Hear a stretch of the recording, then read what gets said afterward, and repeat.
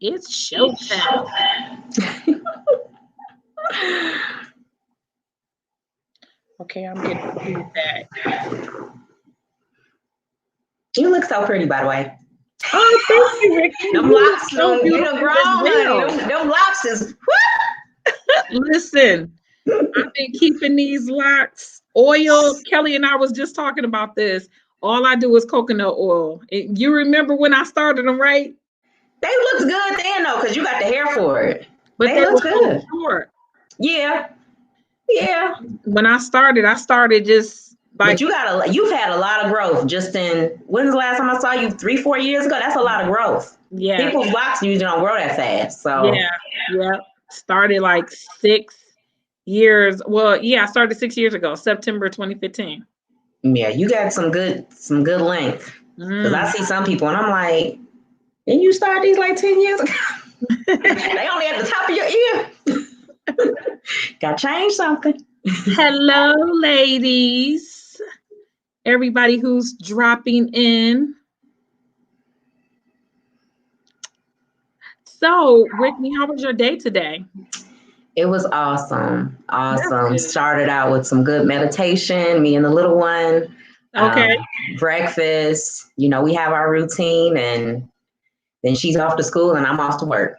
Oh, I know that's right. Listen, I know that routine. And right now, with the way everything is, it's like, it's kind of hard because you got to keep a routine. And then when you break the routine, you kind of feel guilty, but you feel good at the same time. You do. Got to break up the monotony. Yeah, definitely. Everything run my life, COVID and the world, right? Honey. This whole pandemic taught us all to take back control, hopefully, for most of us. Taking our power back, reclaiming our time. Definitely. I know that's right. Definitely. How's the weather in Atlanta? Are you in Atlanta? I am. Well, I'm in the metro area. It's been pretty chilly, actually. We had a few warm days last week. You know, that bipolar weather. I almost feel like I'm back at home. Hey, you know, I'm originally from Michigan, so it's very similar. One day it'll be nice and sunny, and the next it's like, okay, where's my parka and my hat and my long johns because I'm freezing. Absolutely. I'm gonna go live on my Facebook, and I'm really encouraging everybody. Hello, Keisha. I'm gonna encourage everybody to go to share this live today. We're gonna help somebody out with the holistic helper, Miss Rickney Jones, joining us. We really appreciate her taking her time this evening. So let me just log in on my phone and go. And we're going to actually get started, guys, in like 1 minute. So let me tune into the SheEO district. So everyone that's on, if you just tune into the SheEO district and share this to your Facebook page, into the community, it's going to be, let's see here. All right. And mute so I don't get a kickback here. And share now. Okay. Well, all right, ladies, queens of the evening, we're going to get started. Joining us tonight for Health Week in the SheEO district, we have Miss Rickney Jones. Rickney, how are you doing today? Hi, everybody. I am blessed. I'm very blessed and happy to be here. It's such a pleasure. That is awesome. So in just a few words, what are we keeping you from right now this evening? Because I know you have a bundle of joy over there. You just gonna have to open up Pandora's box, huh? Yes, I am a very happy mama of a rambunctious, energetic, and very smart 2-year-old little girl. And yeah, she decided to go rogue on me this evening with our bedtime routine. I guess she wanted to come down and interview too. But no, I'm happy to be here and happy to be able to share something that I've been passionate about for a very long time. And as we were talking about before, you know, COVID and this pandemic has really given a lot of us our time back. And it's definitely given me my time back to focus on the things that matter most to me, which are first and foremost my spirituality, my health, my daughter, my family, and everything that is an extension of me. So really giving back and sharing the information that I was taught from my mother and other mentors and entrepreneurs that I've been blessed to know and connect with. And so that's pretty much what's on my plate tonight. This interview, sharing this information with you guys, and then some admin work. Oh, joy. Wow, admin work. Well, you know what? So listen, Rickney, you already kind of got my bones jumping because I want to know so much more that you're holding on to this valuable information. And I mean, right now, you know, being in Health Week and sharing with so many other individuals and people are going through some real dramatic changes in life. And so a lot of times we don't know how to deal with things. And then it's ironic because some people, they will grasp onto something and then they will, you know, they'll take it and they'll get the full information of it. It becomes a passion and they want to share it with the world. So I know you got a fire in you tonight, a plate of information. And so before I allow you, because you just want to get it out. So before I let you speak on it, I just want to just share with everyone, all of these queens that have logged in to hear you tonight. I just want to go over your bio so I can properly introduce you in your lane of expertise. Okay. Thank you. So, ladies, on our what is it? Our call tonight, our live tonight. This is Rickney Jones, the holistic helper, and also doula. Am I correct? Yes, that's correct. Okay. That was one of the certifications that I was able to obtain with the time that I was able to reclaim during the quarantine. Okay. I'm very proud of that. Well, we definitely want you to speak on that as well. And I know you're going to elaborate a little bit more. So as of right now, Queens, claiming her independence in her late teens, this native Detroiter has traveled continents and a variety of workspaces, cultivating her own garden. She has openly and passionately shared her holistic, spiritual, physical, and financial lessons learned with others.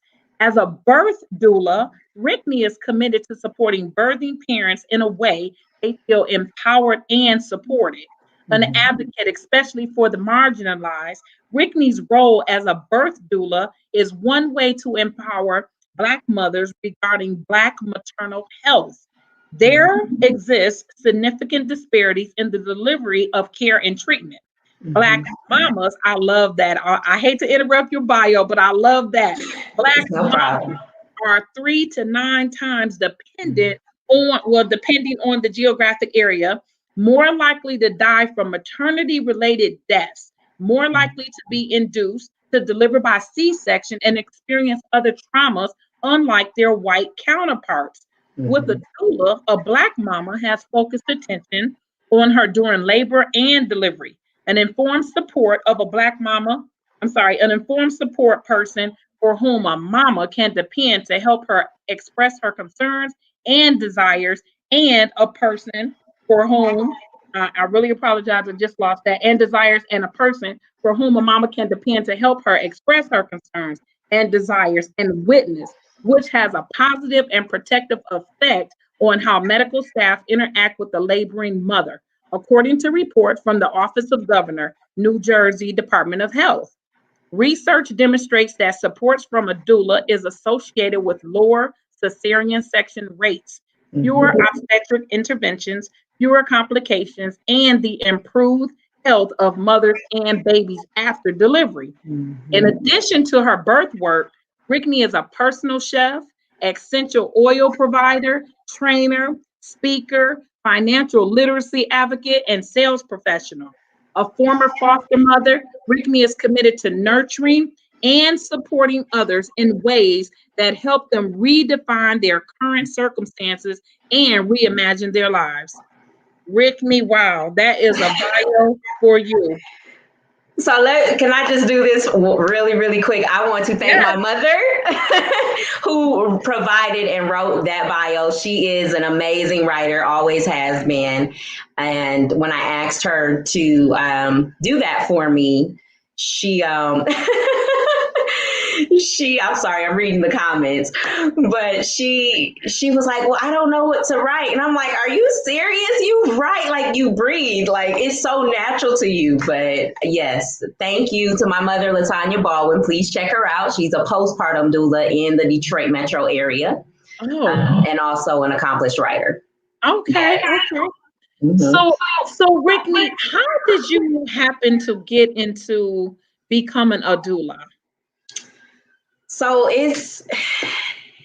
it basically, I believe, was the next step on the journey that I have gone throughout my life. I've always considered myself a servant leader, even when I've deterred from the path that I believe the Creator wanted me on.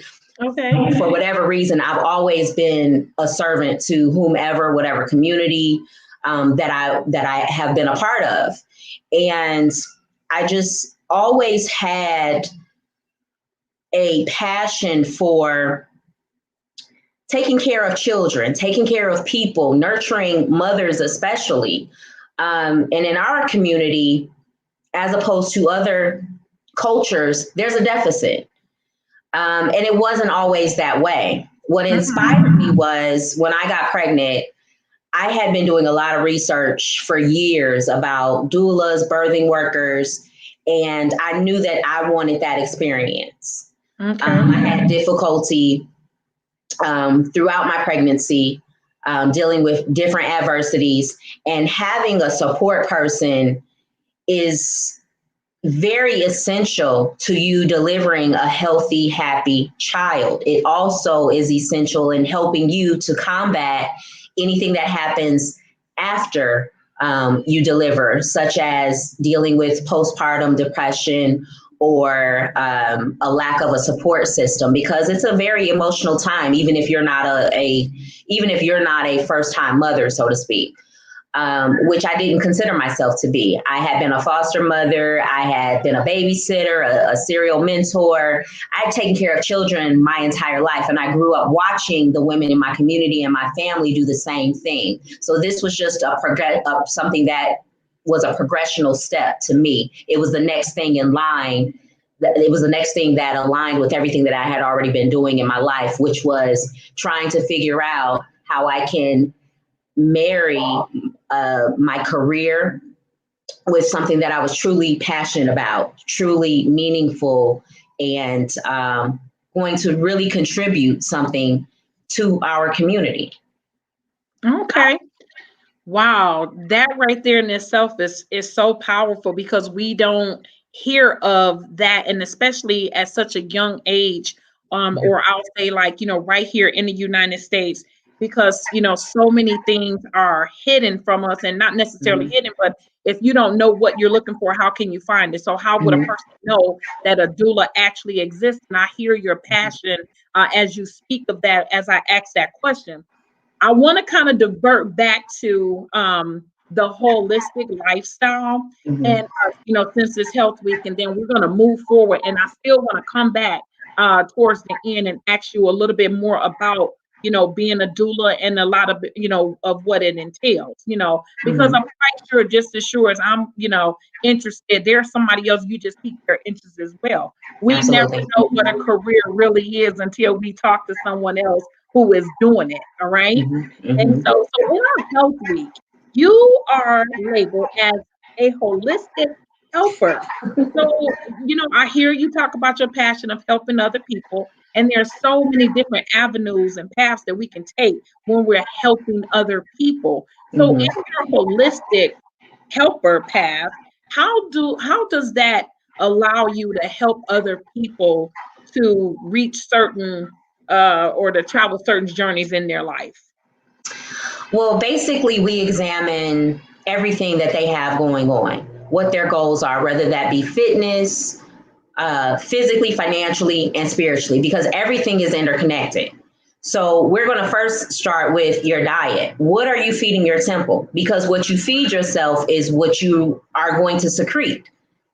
So what I do as a holistic helper is I provide meal prep services. I provide consultations on how to improve diet, lifestyle, whether that be your fitness, or just wanting to transition to a healthier lifestyle in general, meaning tapering off every single department of what it is to take care of yourself. Okay. It starts with our diet. It goes, and then that is interchanged with our spirituality, and then that's interchanged with how we treat our bodies physically. So we have to take care of everything before we can be successful financially or otherwise. Yes. If home and body is not taken care of, nothing outside of those two elements are going to work. They're not going to progress, at least not in a stealthy way. So when I talk to clients initially, most of my clients that come in from the fitness industry are wanting someone to prepare meals for them. Okay. My first question is, are you working with a fitness professional if you're not one yourself? And even if you are, because most fitness professionals know it's essential to have a coach in your life, whether you're a, multimillionaire athlete or just a stay-at-home mom who wants to lose her fupa after giving birth. You need a coach, because the biggest lesson that I've learned as an adult is there's a lot of things that we don't know. I don't care how much education you have, how connected you are with people. There's a lot that we don't know, and things are constantly evolving. Nutrition is constantly evolving. Things to do with our spirituality and how to take care of ourselves medically. Everything is evolving constantly. So why shouldn't we? Absolutely. Wow. And to evolve, people don't understand, or a lot of people don't understand, to evolve from something that you're so used to into something that you want to become. It takes a lot of work, It does. And so on your journey in becoming a holistic helper, what was it like for you transitioning from what you knew, what you were used to, into what you are now? Well, it took a lot of self-reflection, a lot of acknowledgement of things that I didn't want to face. I wasn't ready to face. I couldn't understand why my weight was going up and down, why my moods were unstable. And so it started with me. It started with me delving into, why am I here, and what is it that I want to do? What is it that I can change to better myself? Not just for me now, but now for my daughter, who I plan to leave a long, love-filled legacy to. So it's the same thing with my clients. I started with my diet because I believe that what we eat holds energy. And I don't just mean as far as the fuel that we need to work throughout our day. Everything has some type of energy. I had an epiphany one day where I thought, and let me give this preface. I am not vegan, vegetarian, pescatarian. I am nothing. I don't like labels. I eat what I want, but at the same time, I'm very conscious of what I eat. Okay. But I had an epiphany one day that maybe I was in pain because I was consuming these animals who probably did not die in the most humane way. And so I stopped eating meat for a period, because I wanted to see if that truly was something that was connected to my spirit and why my moods kept going up and down. And it did. It definitely improved from that time. I ate a lot during that period. I ate a lot of fruits and vegetables and things that were full of life. And it made a tremendous difference. Next was seeking out other professionals, because again, we need a coach. We can't do it alone. If we were meant to do it alone, we'd be asexual creatures who could reproduce without partners. Absolutely. So I sought a coach, someone who could help me with the other areas that I was struggling in, getting back into my health, getting back into my meditation. For a number of years, I was into practicing yoga. That also helped. So there were just a lot of things that I had to confront within myself to get to the point that I could be the most efficient helper to others, to be able to serve them in the best way possible. I knew I wanted to get back into helping those in my community. And when I initially relaunched the business, I was helping seniors. It is my pet peeve to see seniors at a bus stop going anywhere.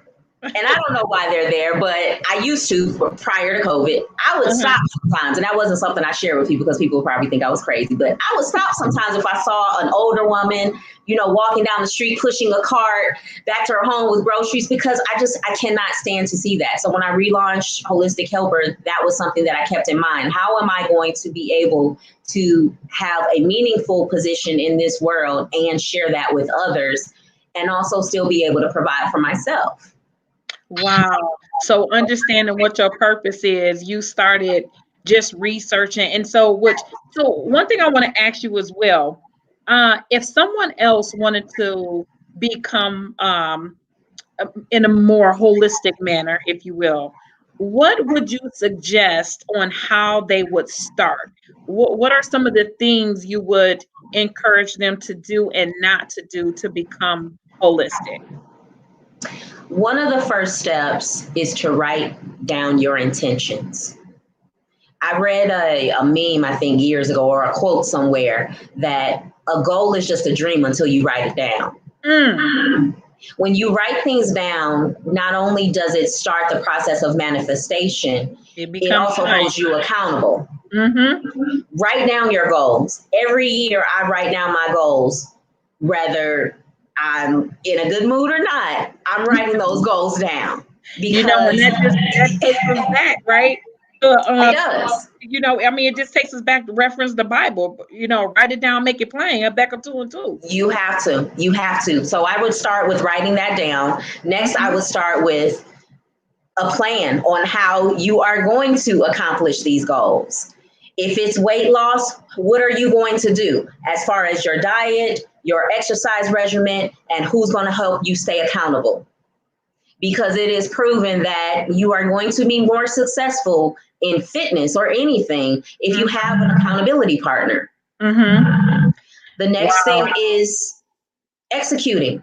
Once you write it down and you write down the plan, you start the execution process. You start applying what you know to do, and what you don't know to do, you need to seek others who know how to do what it is you're trying to accomplish. Again, it's a humbling experience to become more holistic. You really have to be honest with yourself and your spirit, and you have to admit that there just are things that you may not be able to do alone. I'm not going to say that you can't do it all, because I believe that anything is possible. But connecting with others, a big thing for me was coming out of my comfort zone. I'm not a big proponent of social media. I used to be in my younger years in college, but I'm very, very much a loner. Always have been. Might be a little bit of only child syndrome. So I didn't get a sibling until I was about 10. So I was used to being by myself, and I'm content with being by myself, to the much that it kind of scares people sometimes. But I enjoy my own company. But at the same time, I knew that in order to get my message out and to connect with others, whether it be to be a service to them or to help myself continue to grow, I had to come out of that comfort zone. And so I utilized the social media platform to do that. Okay. One key thing that you said was you have to be honest with yourself.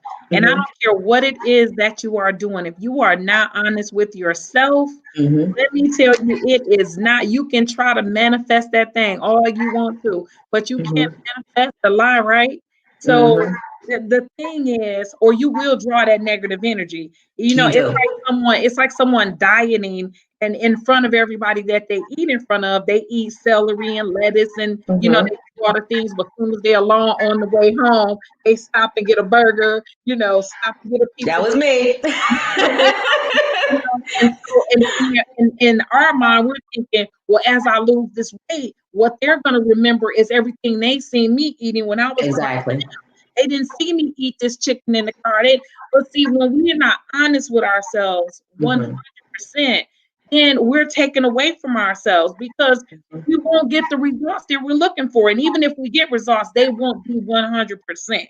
And so we do have to be honest with ourselves in anything that we want to start. So and another thing about that is also being okay with setting healthy boundaries. We don't do that enough. A part of being honest with ourselves is being honest about how we treat ourselves, not necessarily how others treat us, but how we treat ourselves, because it goes back to that accountability thing. The accountability and the honesty is one and the same. We have to be honest with ourselves. Yes. If you're not setting healthy boundaries, you're preventing yourself from continuous growth. You're stagnating yourself. That's right. So that's also a part of becoming more holistic, so to speak, and then implementing other things externally. Yes, you can eat well, you can implement essential oils, health supplements, everything to feed the inside, which is definitely the first step, but it is definitely not the last. And that's just a part of the process. Okay. And I know, and you touched on when you ate certain meats, and then you felt a certain way, and that brings me to a question of going holistically, and you're cutting out a lot of things. And when you start noticing your mental clarity, the changes that has come about, that has to be like such a great feeling. It is. And it's something that's constant. It's not something that, okay, I know how to eat and now I'm just going to eat well for the rest of my life. Because I thought when I got pregnant, I'm going to be eating celery and carrots and my avocado. And it was funny because I say this to a lot of people, but before I got pregnant with my daughter, I felt like God was preparing my vessel, because I really stepped it up as far as my nutrition. I was exercising regularly. I was eating well. And I hadn't done it for that long of a period prior to me getting pregnant. And then when I got pregnant, all the things I love to eat, my baby was like, no, don't you feed me these avocados. I want some fried chicken. Don't you feed me. It was everything that I had trained my body to eat. She was not going for it. So then I had to go through this process of forgiving myself. And that's another thing that is key and essential to implementing a more holistic transition in life, is forgiving yourself, because that causes so much angst and stress. And it was part of the reason why my first trimester, I believe I was a little miserable, because I couldn't get over the fact that, okay, I'm not following this regimented plan that I always had and dreamed of if I ever were to become a mom, as far as what I was going to be feeding my body. I had to let go of those qualms and feed her. I had to let go of it. And she came out healthy. And then when I did not revert back to that diet after she was born again, I really, really had to dig deep and forgive myself and allow myself to understand that sometimes there are things that are not in our control. And that's a big thing that a lot of us struggle with, admitting. Right. We can't control everything. That's right. We just can't. And becoming a parent definitely brought that to the light for me. So I tell people all the time, you know, when they start with these diets or they start with a fitness regimen, the first thing I want you to do is don't beat yourself up if you have a cheat day, or if you eat something you know you're not supposed to. Do not be guilt-ridden, because it'll actually it'll hold you back more than it'll progress you forward. Okay. So Rickney, when people become holistic and in your expertise, have you witnessed anyone having any medical conditions that holistically it started changing and their health started inclining instead of declining due to the change of eating? Absolutely. I have. Like I said before, a lot of what I know now started with me as a child. My mother was always very health conscious. I had cousins that were very health conscious. And specifically, I have a cousin out in Texas, and her husband was going through some different health ailments. He was pre-diabetic, high blood pressure, and just a host of different things that are very, very predominant in our community specifically. And I watched his health, because he's very big on social media. She's doesn't have a page, anything, but he posts like nobody's business. And I love it, because we were able to see his progression when she removed a lot of things from his diet. And replaced them with a lot of things spiritually. They increased their prayer. They increased their time together. They increased even the preparation in the foods that they were eating. And he was able to reverse those ailments. Now, this may not be true for everyone. I definitely want to give that caveat, because we cannot necessarily say what happens for one can happen for another. But I definitely have seen that for myself, just working in I worked for Whole Foods briefly when I first moved out to Atlanta, and I was privy to meet a lot of celebrities. And the majority of the celebrities that came in there that look amazing, not just for their age, but for what they may have been through, because I you follow certain people. And one thing that I saw and that I recognized immediately that they all had in common, a lot of them are vegan or vegetarian.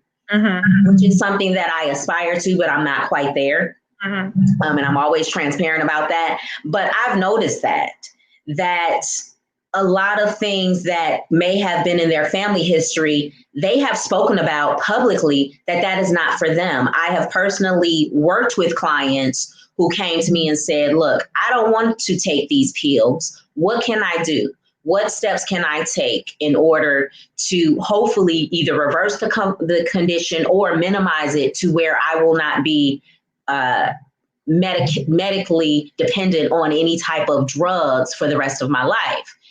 And a lot of times it is just changing what you're eating, and everybody is different, and finding out what it is specifically that may be feeding the disease versus minimizing and hopefully eliminating it altogether.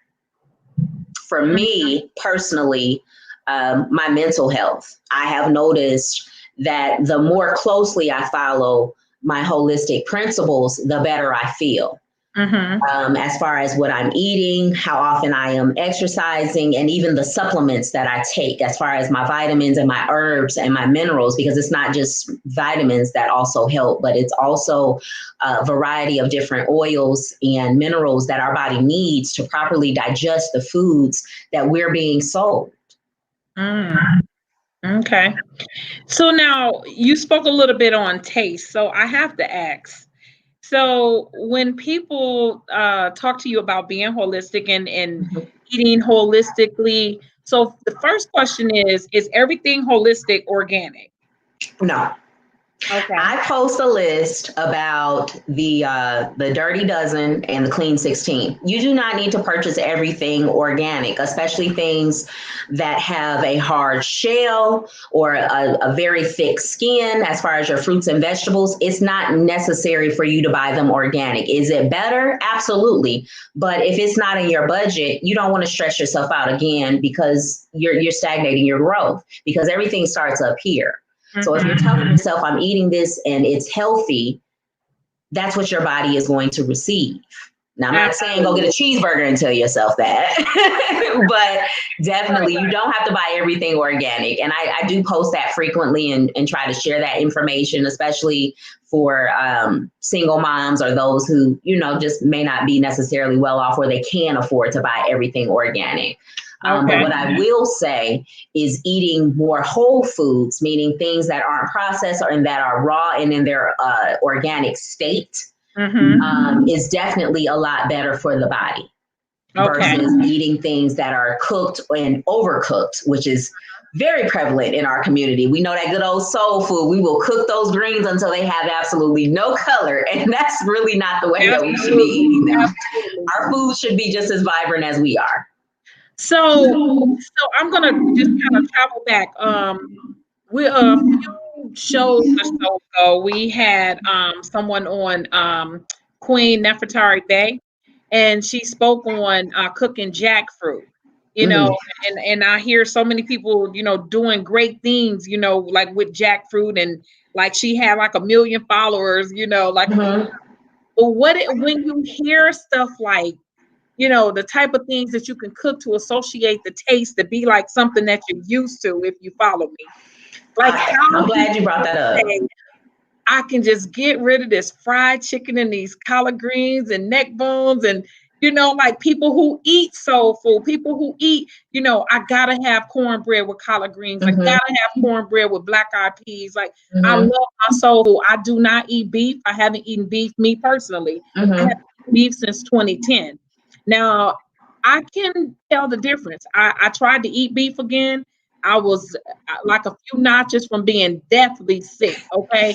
Like to the emergency room because my body said, whatever it is that you're trying to do to me right now, I'm fighting you and you will not rebuke this. And I'm telling you, honey, so I never tried beef again because it didn't work. But holistically, and you say you still have things that you eat. So taste wise, you know, when you're doing holistic like type foods and cooking, what is your preparations like? Like, give me a good meal that you would eat for breakfast and for lunch or dinner, and your preparation for that. Well, breakfast, I'm pretty old school. My breakfast may not be for everyone. Like this morning, we had oatmeal, which I cooked with almond milk versus water. Okay. And I added in an omega-3 nut mix, which is walnuts, almonds, pepitas, and we did some dried cranberries. And the reason for that is texture, because I am a certified bona fide meat eater, or at least I was. Okay. Thought I could never do without it.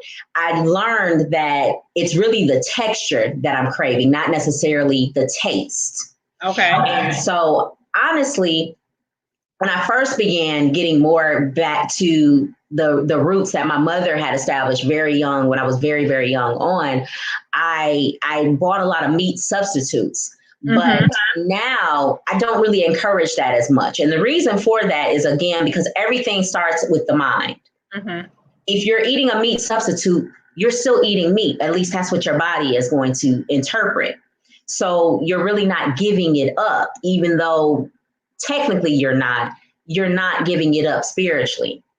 So I don't really encourage using the meat substitutes. Now, as far as jackfruit, that's a little different. Texture wise, I don't believe it tastes like chicken. That's just me.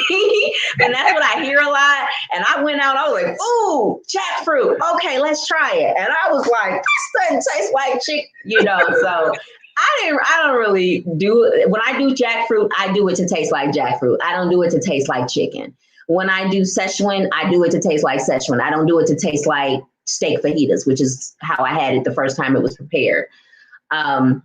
So when you're looking at trying to give up meat, if that's a goal for you, I would encourage you to eat things for what they are.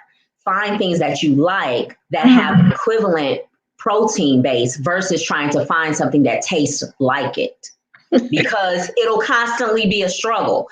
And I'm speaking from my personal experience, but I've also heard that collectively from other people who found it hard to transition from a carnivorous diet to a plant-based diet. Okay. It's very difficult to do if you don't have that in your mindset that I'm going to give it up.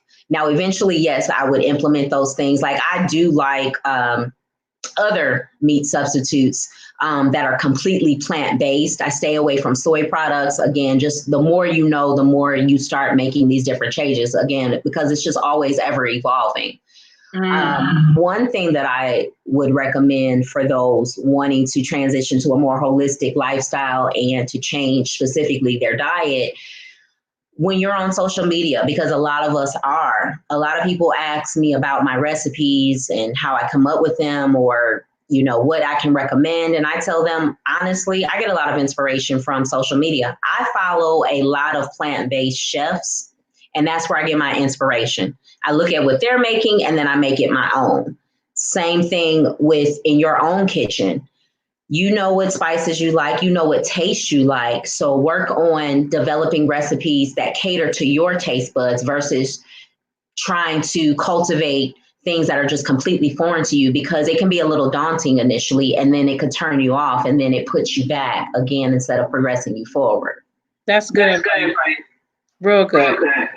Okay, so let's move forward to some meal prep benefits. So we will share your website at the towards the end. But I took a peep at your website earlier, And Mm-hmm. I was looking at, so you do meal prep. Yes, So does a person hire you to do meal correct. prep?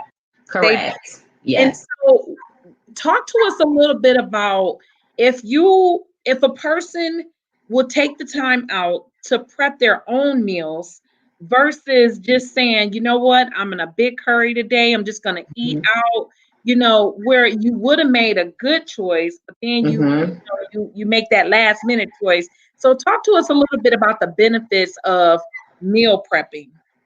So, benefits of meal prepping, A is it saves you money. You're less likely to waste food if you properly meal prep. And the reason for that is because you're actually sitting down and developing a plan, whether that be for the week or the month. So you're buying only what you need. How many times have we thrown away a head of lettuce or something else in the refrigerator? We intended to cook it when we went, but we probably went to the store when we were hungry. So then we bought more than we were supposed to, and then in turn we end up it turns into a lot of spoilage. So that's the first thing. The first major benefit is that it's going to save you money because you're only going to be buying what you need and not what you want. Mm-hmm. Second benefit is the time factor. Like you said, a lot of us, especially busy entrepreneurs, time is of the essence. Every minute of our day is dedicated to our business, most likely. So when we do find the time to eat, which is usually when we're starving darn Mm-hmm. near, we're going to grab the first thing that's available. And that's when we tend to make those poor choices. While we're out on the road, we grab something on the way because we don't feel like warming something up. But if you have it in the car or you have it in your workspace already, you're more prone to make healthier choices. Mm-hmm. One of the other benefits of meal prepping is it also is great for weight management as well as just fitness management overall. Whether you want to gain weight, lose weight, it's going to help you with those goals because, again, you're feeding your body regularly, consistently, and it's basically setting you up to where your body knows when it's going to be fueled again, so it doesn't go into this starvation mode where it starts storing fat instead of burning fat. So those are just some of the major benefits of it. The benefits of having someone meal prep for you is it's going to save you time. When you get home, you'll already have a meal that you can warm up however you choose versus trying to figure out and then making, like I said, another poor choice, grabbing something out of the freezer, a TV dinner, a pizza, or something like that. Okay. Now I know a lot of times too, when people say they're meal prepping, and I've seen a lot of people on social media, they're meal prepping, and it kind of, made me raise my eyebrow on some of the containers that people actually use to meal prep in. And I don't think that they really think about, the technique of actual meal prepping. And a lot of times it goes back to investment. We have to invest in and actually what we want or the things that's going to support us into being successful in everything. It doesn't matter what it is. So if you're, entrepreneur, you're investing in books, whatever you're doing, you do that supportive thing. So if we're doing holistic meal prepping daily, what would you suggest on how a person should meal prep their food, or is there any suggestion? Just meaning, foods being prepped together. Is there foods you should not prep together? One spoils the other. Container styles. So definitely preparation is something that you definitely want to become somewhat of an expert in doing, meaning which foods not to cross-contaminate if you're dealing with any animal products like chicken or beef or fish. So properly storing those, first of all, I buy everything fresh personally, but for those who can't afford to do so, when you freeze things, you want to make sure that the containers you have them in are airtight. And the reason for this is you're destroying the integrity if air gets to it while it's freezing, depending on the temp of your freezer. So that's going to also diminish some of the nutrients in the flesh that you're planning to eat later. So you want to be cognizant of that. I encourage people to get things when it's on sale because I when I do eat fish, I like to eat a lot of fresh fish and I have expensive taste. So I have to get it on sale and I'll buy it in bulk. I'll buy it in bulk when it's on sale. I'll bring it home. I'll clean it first, which is also a really good rule of thumb. Clean the meat first. And then I wrap it in some type of saran wrap. Or if you don't have saran wrap, wrap it in some type of wax paper and then put it in some type of plastic. You want to layer the covering that you put over it to protect it from getting air to it as much as possible. And then I freeze it. I do the same thing with produce. I buy, like, I don't know if anyone has noticed this, but you'll probably start noticing now, your tropical fruits are out of season right now. So that's why they're so expensive. Whereas in the summer, we were getting strawberries for $2.99 a pint sometimes. Now they're $6.99 a pint. So Right. you know what I do? I buy a lot of my fruit that I plan to use in smoothies later or what have you. I'll buy them in bulk in the summer when they're the lowest price because they have a lot of abundance of it. I'll bring it home, I'll clean it, and I'll freeze it. And it's the same thing. I like to layer how I protect it before I put it into the freezer to protect the integrity of it. Now, as far as the containers when you're meal prepping, it's really not a certain way that you have to do it. I have clients that like all their foods individually wrapped in plastic bags. I kid you not, because they don't like their food to touch. They were one of those kids. So, and I love it because at first I was like, okay, trying to figure that out was definitely a learning experience, but I actually like it because it maximizes the space in your refrigerator.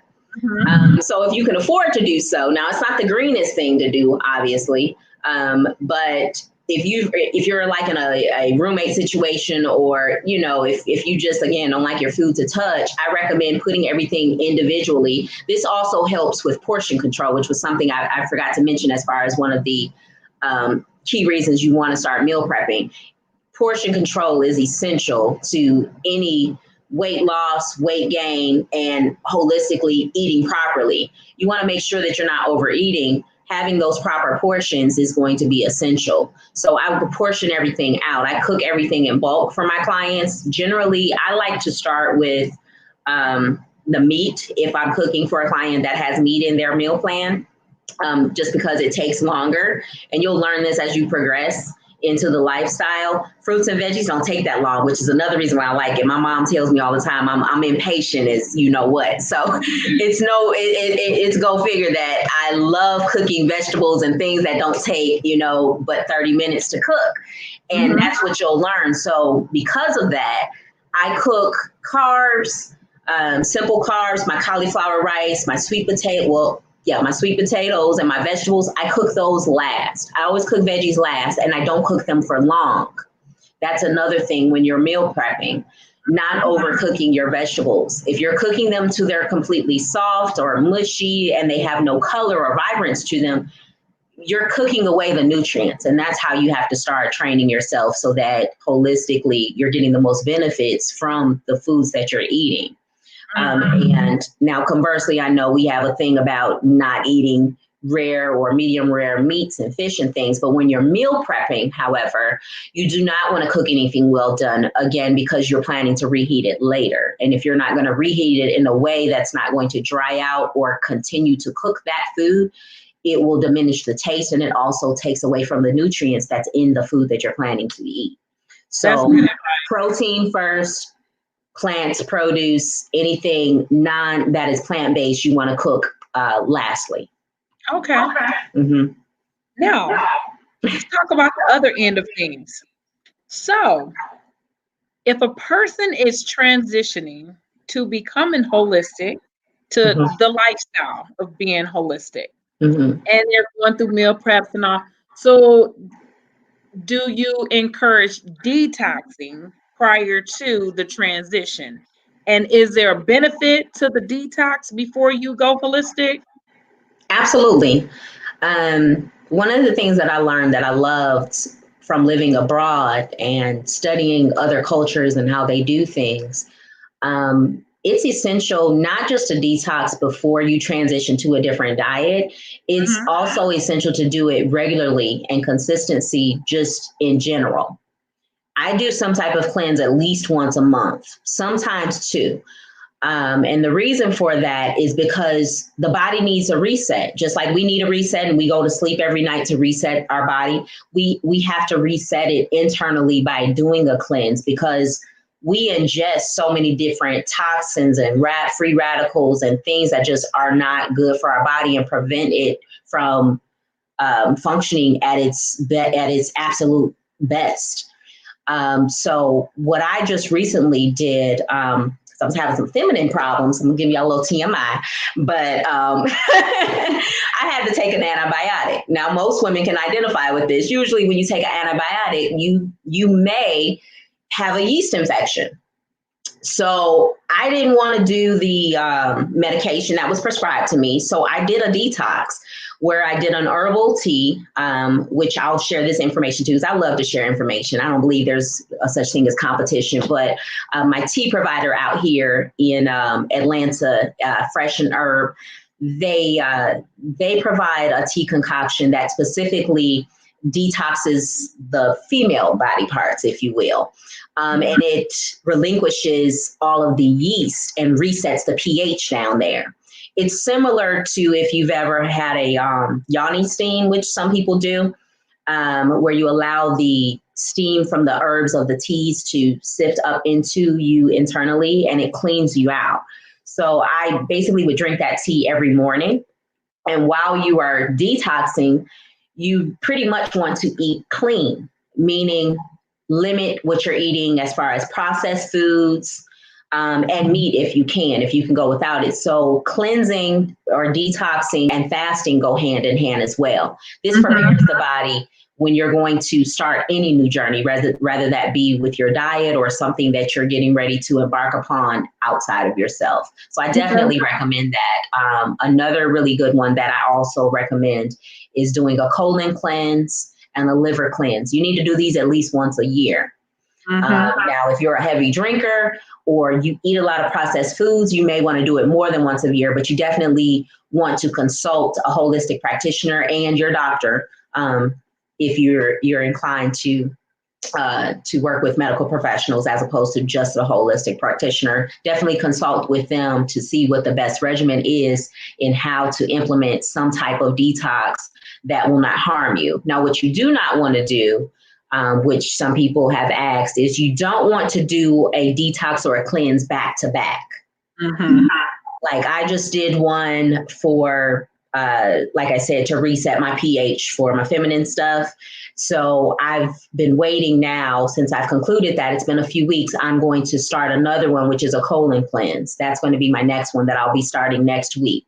In between that, to prepare my body for that cleanse, I'll be eating clean the entire time. I'll be doing juicing and eating nothing but raw fruits and vegetables for the week prior to prepare my body for this cleanse. And that helps to optimize all the benefits of doing so.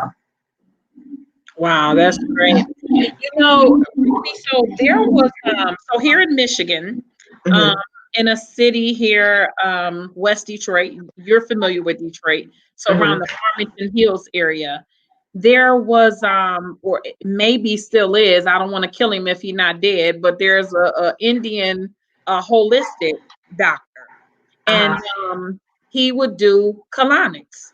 Yes. And his mother was dying of, or I won't say dying, his mother had Alzheimer's really, really bad.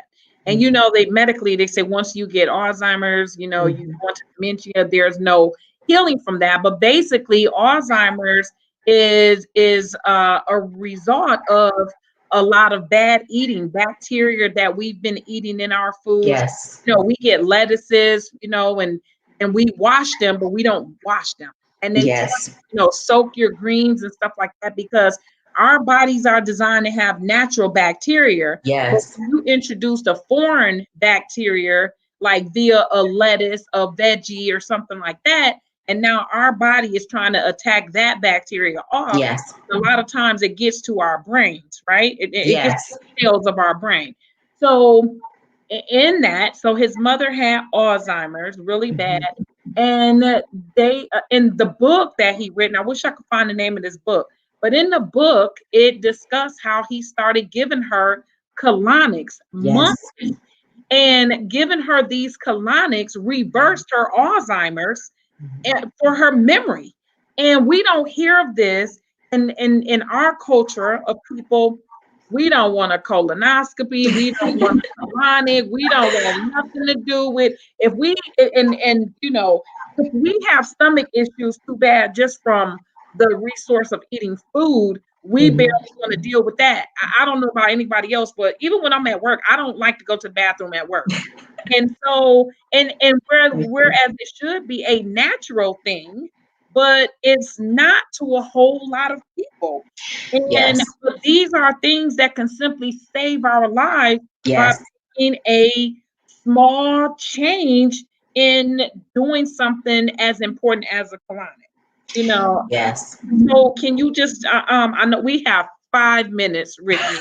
And so I know this hour just went by on my head. It's okay. So I really just want so what is your intake regarding a colonic and holistic, how I does am it pro. I'm gonna say it real quick. I'm pro. Got my first one from the Wellness Center off Grand River in Detroit. They're still there. Yes. And I think I was 17 or 18. I got emancipated early, and my friends, of course, always thought I was weird. So yeah, when I told them I went and did that, it was definitely it was taboo. But I suffered from IBS for years, and even now I'll have flare-ups when I don't eat how I'm supposed to eat. But cleaning your colon, that's why I was saying do colon detox and cleanses regularly. A lot of disease starts down there. Yeah. Same thing with your prostate. I know a lot of people who don't like to use the bathroom at work and school. Stop doing that. Go to the bathroom. Yeah. Because when your body is ready to expel that, you need to let it go. A lot of people agree with them. Yeah. A lot of people, I didn't think about it until later, but I was having a conversation with my dad.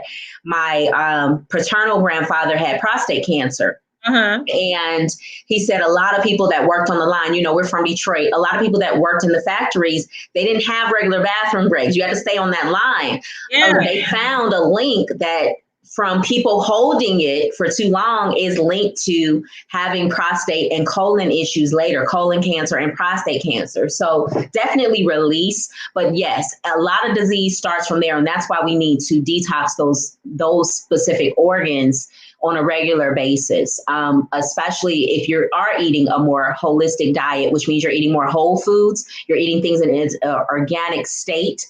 It's also necessary because your body it's going to take time for your body to acclimate to eating things that have not been cooked down to the point where it doesn't have to work to digest that food. Absolutely. And that's why a lot of raw vegans will get colonics regularly as well, because for that reason. And so when I have my raw vegan clients, I let them know, hey, if you start having some backup, this is why. Because the body is trying to learn how to process this food so that it can digest it and push it through your intestines so that you can, expel it. Wow. Rickney, I hate to say it. So we have 3 minutes left. It's okay. So what I would like to do with this 3 minutes is I would like for you to just give your last tip on the holistic helper. How can people reach you? Put your website out there and whatever contact information, how you would like people to get in touch with you, if they want to book you, if they want to hire you, whatever they want to do. And it has been such a great pleasure. Thank you. So it's been too long. We end this at 9:30, so it is your time to shine. Give out all of your contact information for everybody listening. Well, I just want to leave you guys with this. Again, if you want to start your holistic journey, it starts within yourself. You don't have to look out to anyone. It's going to start right here. Forgive yourselves. Be patient with yourselves. That's the best advice that I can leave with you tonight. If you don't do something exactly the way you plan to do it, it's okay. Be patient with yourself because that's going to help you progress further than you ever thought you could. If you would like to reach me, you can follow me and my holistic journey on holistic_helper on Instagram. That is my handle. And if you forget it, don't worry. You can go to our website, which is holistichehelper.org. Again, that's holistichehelper.org. And you can also follow us on Facebook. We do have a Facebook business page. If you would like to book us for a free consultation, you can do so by scheduling through the website. There is a link and you can schedule a time that's convenient for you. Be prepared to have your questions answered and hopefully to get started on this journey to living your best life. If you have any questions for me, please feel free to reach out to Kelly or Mary through the SheEO district. You guys, please, thank you for having me. I am just so blessed to be affiliated with you guys. We started way back, and it's the people that you come in contact with that will contribute to your journey in the most enriching way. You can learn something with anybody. So I'm going to leave you guys with this quote. Everybody is not your friend. Everybody is not your enemy, but everybody is your teacher. We are all here to teach each other and learn from each other. And that is our goal, should be our goal in life. Wow, you said it, summed it up. And that's why people need coaches. And so Rickney Jones, the holistic helper, we definitely appreciate you taking time away from the little princess this evening to come and share your expertise and your knowledge with us. And we definitely look forward to some more information. I hate we didn't get back on track of the doula, but that's for another show. So ladies and gentlemen, and all of our viewers out there, we appreciate you. And every time you see the SheEO in full effect, we ask that you would please share the link, share the wealth, share the love, share the health, invite other women that you know that would love to be a part of the SheEO district under the visionologist, Kelly Bowens, who is the founder of it all. We love her and give it back. This SheEO district is full of some amazing, intelligent, ambitious queens. You hear me? And so at this time, ladies and gentlemen, it is 9:31. We are past our broadcast time. And I am Mary, the mindset mentor, CEO and founder of B.O.L.D, Building Outstanding Ladies Daily, co-author of Broken Crayon Steel Color, authoring a book. Honey, come on with the plug. I have had a fantastic time with you here tonight, Rickney. And at this time, guys, we're going to end this live. And please reach out to Rickney for all of your holistic tips. And doula, if you need her. Have a good night and a great week, everybody. Good night.